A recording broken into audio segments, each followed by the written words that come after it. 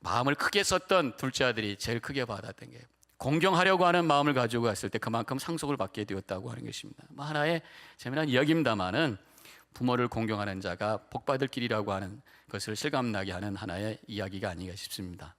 오늘 어머니 주일, 어버이 주일을 맞아서 우리 부모님의 은혜를 감사하시고 무엇보다도 나에게 우리 부모님을 주셨던 하나님께 감사하시고 지금 살아계신 부모님 계시다면 그 부모님을 더욱 공경하기로 결단하시고 더 나아가서 우리의 영의 아버지 되시는 어머니 되시는 우리 하나님, 우리 예수 그리스도를 바로 섬기면서 살겠다고 결단하셔서 하나님께 더욱 향해 가까이 가시고 하나님의 큰 복과 은혜 가운데 갈 수 있는 큰 그릇을 예비하는 우리 모든 성도님과 제가 되기를 주님의 이름으로 간절히 축원합니다.